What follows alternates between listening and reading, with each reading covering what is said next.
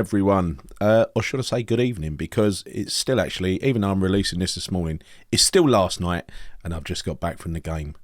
And what a game it was. What a fantastic night out. It's getting better and better. Better and better with every game, I'm telling you. I'll tell you what, this is reminiscent. You know, that Arsenal game that went so, before I get onto tonight's game, the game against Arsenal could have been, when we went 2-0 down, it's starting to remind me of that, you know, that pivotal moment. Do you remember in the Tevez season, the Great Escape year, when we lost at home to Tottenham, but Tevez got his first goal? It was kind of a pivotal moment in our season, and everything turned from that point on. And I'm starting to feel like going 2-0 down at home to Arsenal was exactly the same sort of point, exactly the same sort of trigger, because look what's starting to happen. And what happened at the weekend was fantastic. What happened tonight was even better, right? Let's just go through. Let's go through the game. I mean, look, it was a lovely night out. There was a proper cup crowd there tonight. By the way, it was fun. It was bouncing. It wasn't the regulars. There was some regulars around us, but not many in the Bobby Moore Lower anyway. And it wasn't completely full up. There were a few thousand seats, you know, in the gods that were empty. So you probably had about 55, maybe 50,000 in there, right? But it was 50,000 people who wanted to enjoy themselves. And we sang from the start and really got behind the team. And the team started pretty well, let's be honest, started pretty well in that first half. We really took the game to Gent. And early on, it looked like we were, it looked like we were going to carve them open at will. And then suddenly we sort of took our foot off the gas. I think, it again, without watching any highlights, I've just literally come back and I'm talking about what I saw at the game. So excuse me if I get some of the details wrong, but some of this stuff happened down the other end of the pitch, right? It looked to me like it was a mistake by Paqueta, a sloppy pass that led to their goal. It was a sloppy goal to concede. I mean, it was less said about it the better. Let's be honest. That was the low light of the game. So let's not dwell on it, right? What happened shortly after that was, we had a couple of corners, I think, and then a set piece from Bowen. So it was a foul out on the byline. Bowen has placed a perfect cross, a perfect free kick straight onto Antonio's head, who's held the defender off. You know, that's right in front of me down the Bobby Moore end. So that was good. No less than we expected. To be honest, we didn't really get excited by that goal over there because it was kind of expected. We expected to come back. It looked like we were going to. So going into half time, we're sort of thinking, what we got to do is come out and really put the hammer down in the second half. I mean, really go for it, because Gent didn't look the best. Didn't look the best team. Especially in defence. I mean, they were good at springing the counter-attack. That is their one and only tactic. And it did kind of semi-catch us out a few times. But I think, to be honest, we were in control. And if it wasn't for the mistake by Paqueta, I don't think we would have conceded that goal. But anyway, look, a mixed first half. And something must have been said at half-time because we came out and just went for it again. So this is two halves where we've started absolutely flying, and in the first couple of minutes of the second half, we hit the bar, we hit the post, and then the defender's gone down and it looked like a handball. He's slipped and gone down and sort of pretty much caught the ball.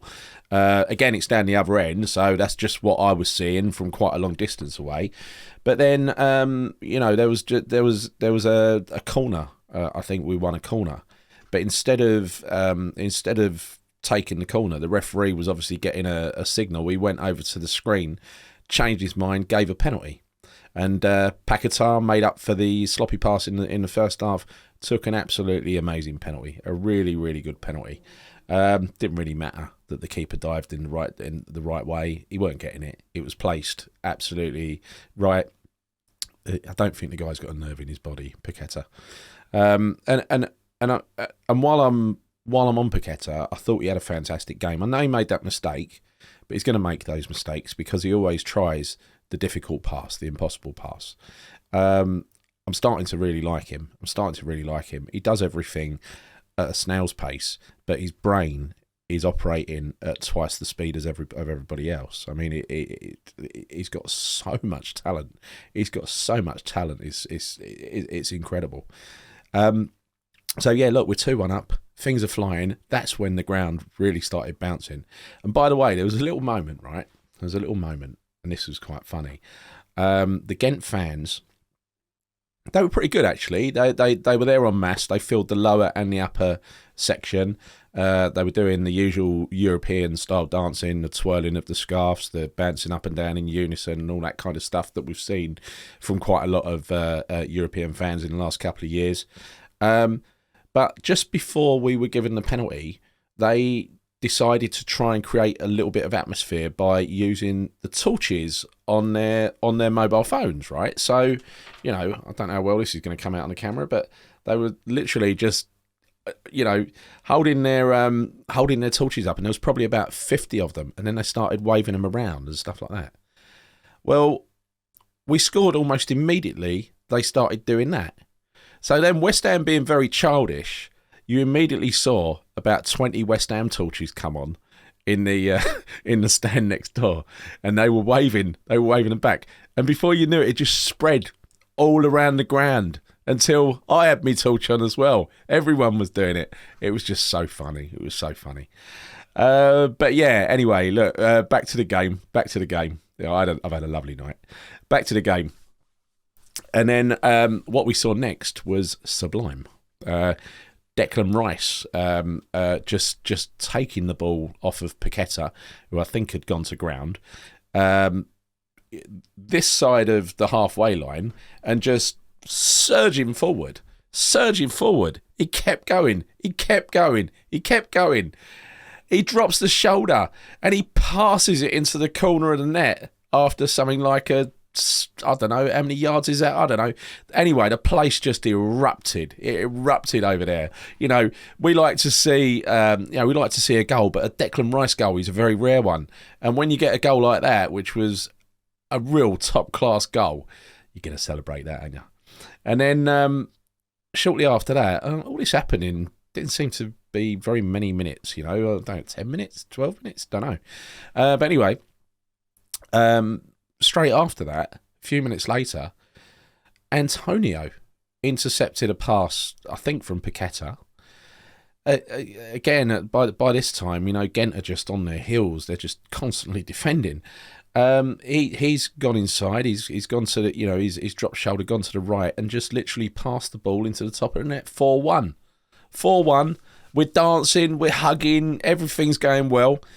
Gent have just collapsed, absolutely collapsed. Felt sorry for him, actually. Not that sorry, but I felt sorry for him. They'd put up a brave fight, but I think the quality in the end shone through. After all, our team does cost a hell of a lot more than their team, right? So I think what you were seeing was a little bit of class shining through. Thank God. And then straight after that, there was a funny one. Bowen had a goal disallowed. We were actually the scoreboard, and Bowen, he seemed to be determined to get a goal, because it wasn't the last time he'd go on a solo run and slot it into the corner. But then while he was celebrating over by the corner flag, the referee disallowed it. So that could have been 5. He also did it again later, where he went on a solo run and the keeper saved it this time.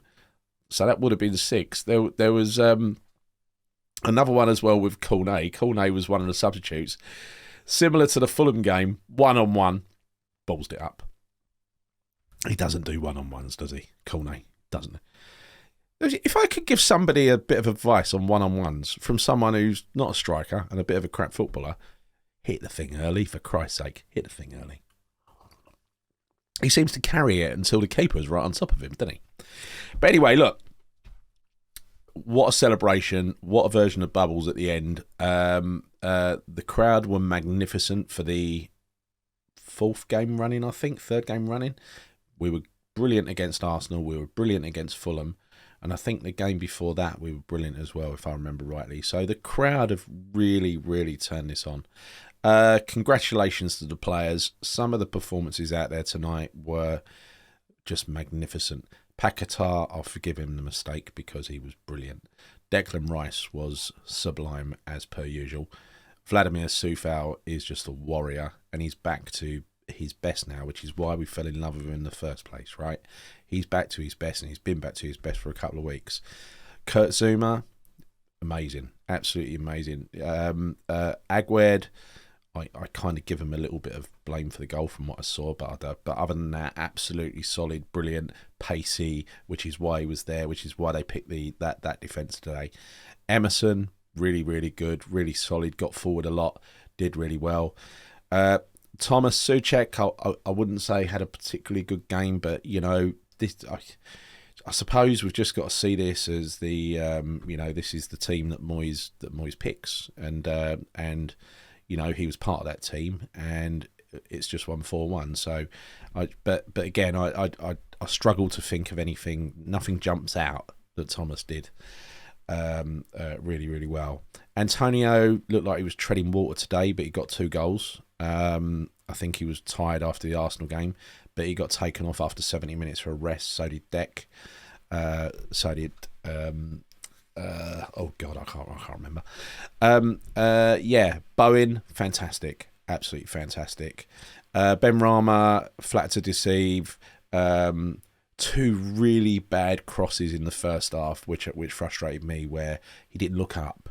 He just seemed to cross the ball blind, and it went straight out of play twice.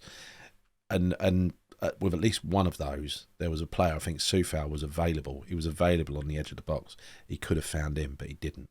Right? He's really, it's that final ball. He does everything right, and then the final ball, like the time he carried it to the touchline, he's beat the player. He's done all the hard work, and then he passes it straight out of touch.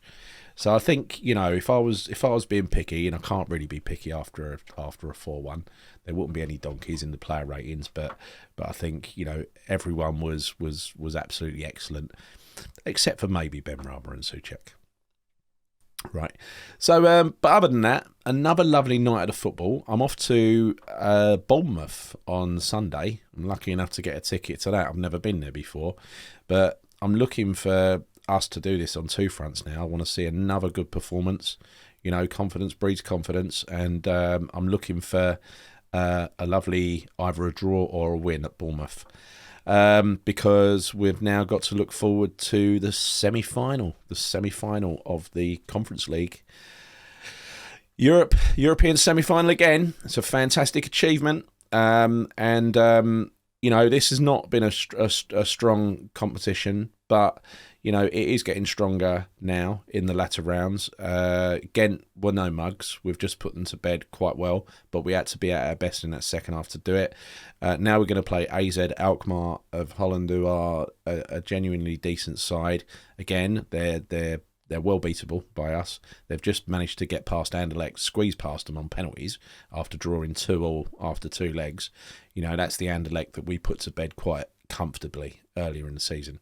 Now, obviously, it might be a different Anderlecht now, and they might be a bit better later in the season. Who knows? But I know that Alkmaar are doing okay in the league, in the Dutch league. They're supposed to be a decent side, but once again, that is a game that we should be winning. And so, there is a chance. There is a very, very good chance that we will be competing. I don't want to count our chickens, right? It's one round at a time, but we could be in Prague for the Conference League final on June the 7th this year. Wouldn't that be good? That and staying up would probably go down as a pretty decent season. And I know it's been really frustrating. One final word tonight is that I think Moyes got it right. He got it right. I'm not going to, I've given up complaining about Thomas Souček, even though he didn't play particularly well. He seems to be his first choice. We won the game, so I can't really quibble about that. So yeah, well done, Dave. That was you pretty much got everything bang on today, and we've really got an interesting couple of weeks coming up, haven't we? So let's hope we can take all of the pressure off us because what we want no pressure on us in terms of league survival. We need to get the points quickly so that we can forget about the league. Focus entirely on bringing that trophy home, right? Our first trophy in 43 years. Anyway, look, that's my daily ramble stroke match review stroke, happy rant. Hope you've enjoyed it. If you have, please give us a like, hit the bell notification icon, and subscribe to the channel, Claret and Booze. Until next time, see you soon, and come on, you irons.